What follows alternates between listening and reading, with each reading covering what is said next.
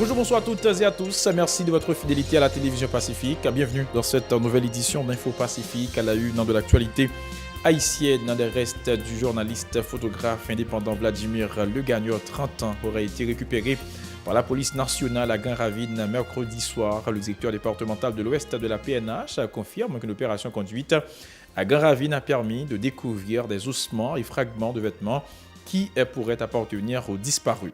Berson Sojour dit attendre les résultats des médecins légistes pour confirmer la thèse de la PNH. Le porte-parole adjoint de la police nationale d'Haïti, Gary Desrosiers, avait annoncé ce midi que l'enquête ouverte autour de cette affaire se poursuivait et assuré que la lumière serait faite sur ce cas.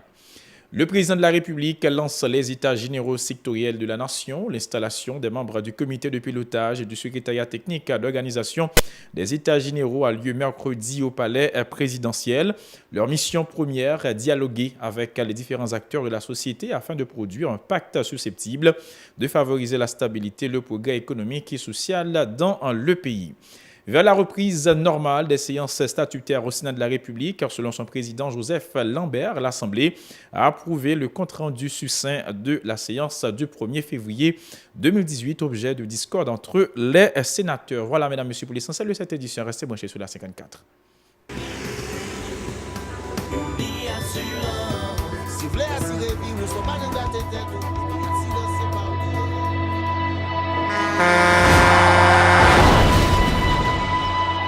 En général, moun pa reme pran assurance. Yo considéré que son l'argent rejeté.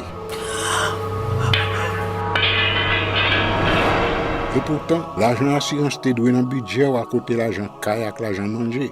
Li là pour les deux traverser un mauvais pas.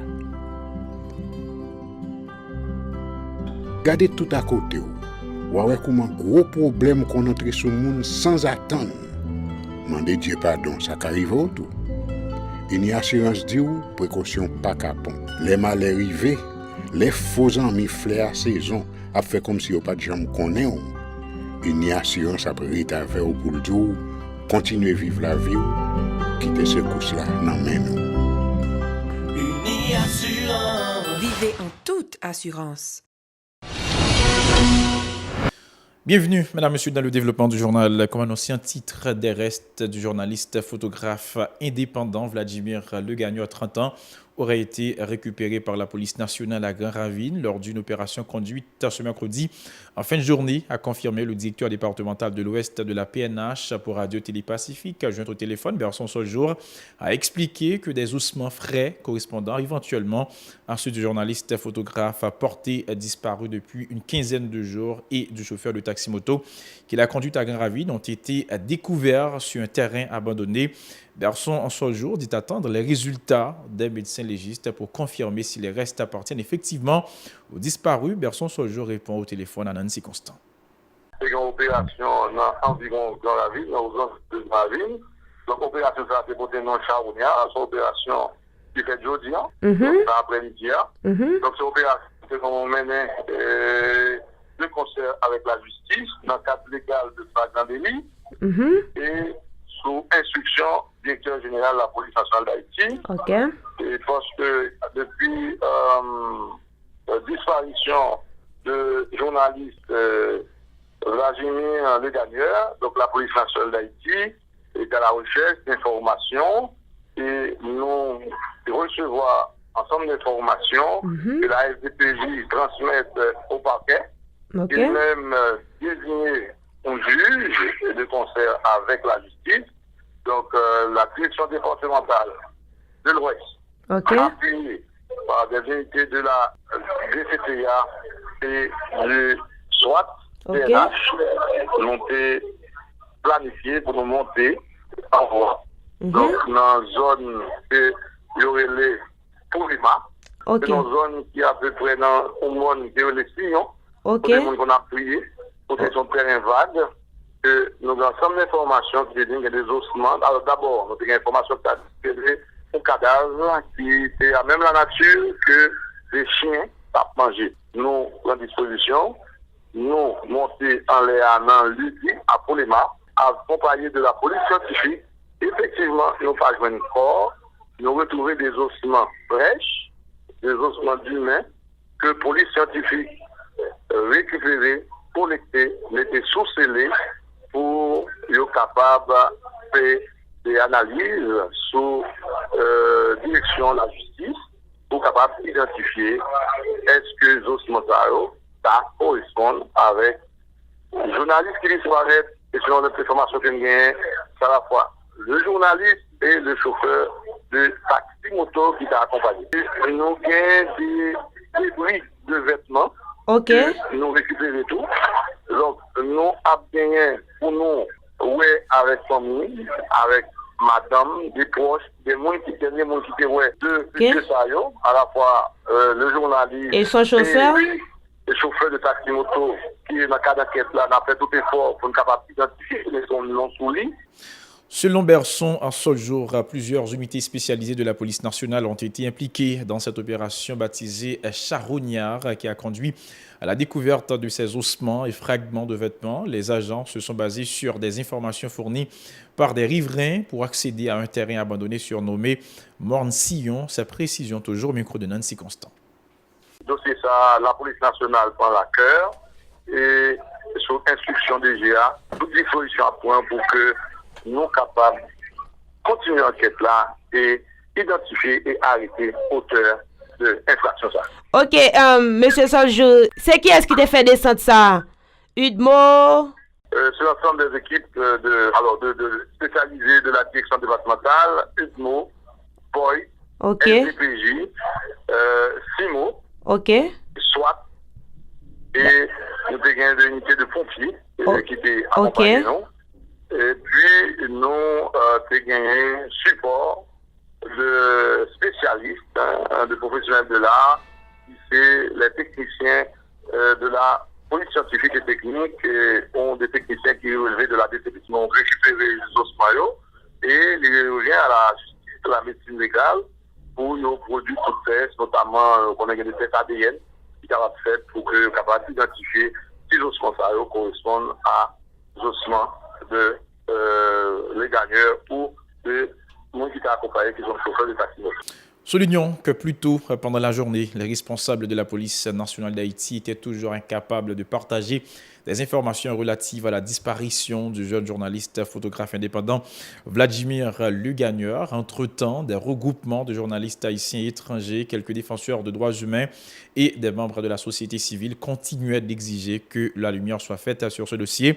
Ce reportage a signé Nancy Constant et David Mercius. Jusqu'à présent, nous pouvons joindre journalistes les gagneurs. Porte-parole, et par rapport avec l'information que la police gagne en possession de Coco Vladimir, est-ce que vous montrez que Vladimir vit ou bien c'est encore que force de l'autre doit chercher? Je ne peux pas anticiper, on nous quitte l'enquête là, fait route et n'a pas résultat. Le porte-parole adjoint de la police nationale se veut rassurant. Suite à la plainte déposée par l'épouse de Vladimir Lugagneur, la direction centrale de la police judiciaire, DCPJ, a immédiatement ouvert une enquête. Les agents de la PNH sont à pied d'œuvre pour révéler toute la vérité sur cette affaire. Nous avons pris l'information que nous disposons, que nous gardons justement pour que nous popularisions pour le moment, parce qu'il est capable de nuire à l'enquête là. Et nous avons dit que nous avons une belle avance que nous avons fait actuellement là, pendant que nous n'avons pas la voie.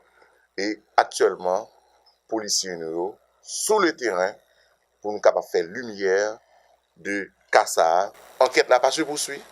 Il n'est pas dans le tiroir et nous avons encore garanti que nous avons fait lumière sur Kassar. Des résidents de Port-au-Prince, interrogés sur la disparition du journaliste photographe de 30 ans, critiquent eux aussi la lenteur des autorités policières et judiciaires. C'était une justice qui était forte. Je dis dans le pays, il y aura un état de marque pour les journalistes. Peut-être les journalistes là. Les journalistes ne savent pas qui dit rien, ni l'État, ni le gouvernement, ni le ministre. Les journalistes sont combattants, liés même avec tout les gens qui combattent. Et soit au point de vue organisation ou bien au point de vue parti politique, Cap Goumé, c'est son bon moment pour la police à mettre l'embranle pour chercher qui ça qui gagne. D'autres, par contre, estiment imprudente la décision de journalistes de réaliser un reportage dans la localité de Gravine, réputée violente. Plusieurs journalistes haïtiens et étrangers, accompagnés de représentants de plusieurs secteurs de la vie nationale, ont marché le 28 mars à Port-au-Prince pour exiger des autorités judiciaires le rapport de l'enquête annoncé autour de la disparition de leur confrère Vladimir Le Gagneur, remontant au 14 mars 2018.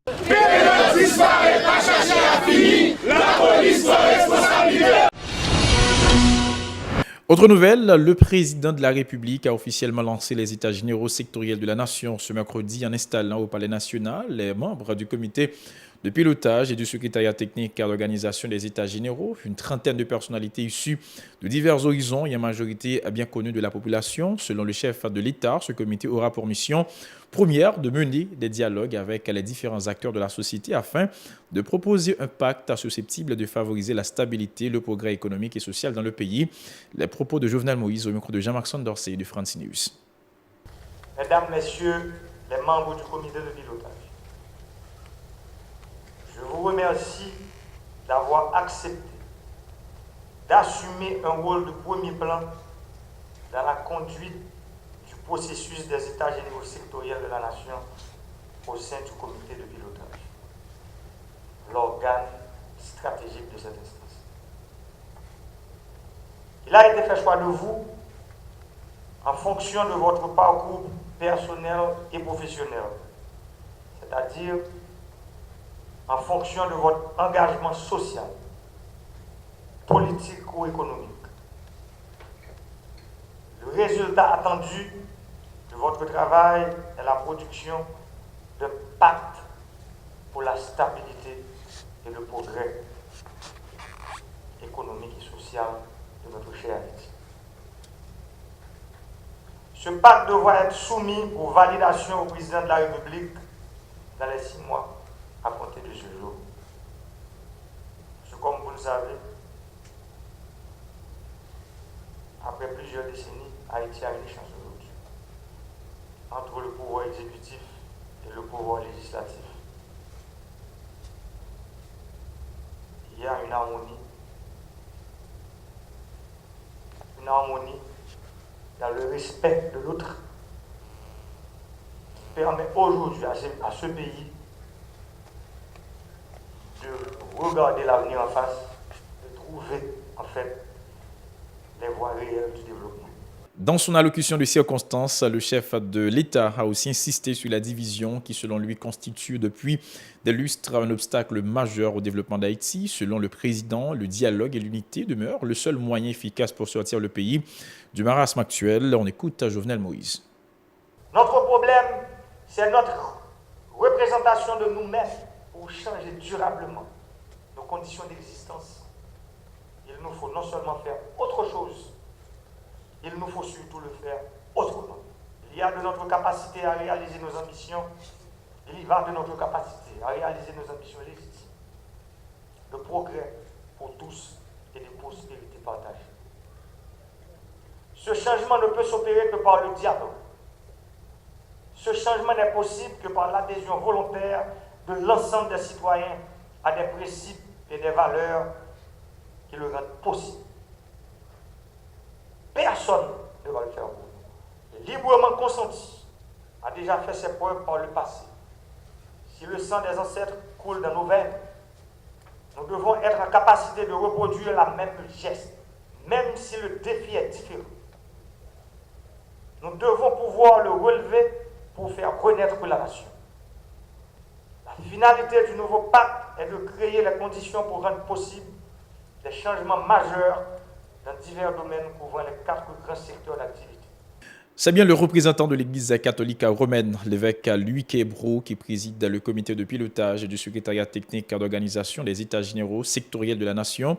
Monseigneur Québro a salué cette initiative pilote du gouvernement tout en appelant les membres de la population à l'unité. Monseigneur Québro promet que le comité va tout faire pour bien remplir sa mission en vue de parvenir à un changement dans le pays. Sa déclaration. Qu'est-ce qu'Haïti a besoin aujourd'hui? Ce pays qui languit à nos portes, ce pays qui se meurt, il a besoin d'hommes, mais des hommes nouveaux, des hommes matures, des hommes déconditionnés de tout ce que se disent ou pensent les autres, des hommes responsables de leurs paroles. Un homme qui n'est pas responsable de sa parole est un homme dangereux. Voilà, mesdames, messieurs, pour l'essentiel de cette édition. Restez branchés sur la 54 pour la suite de la programmation.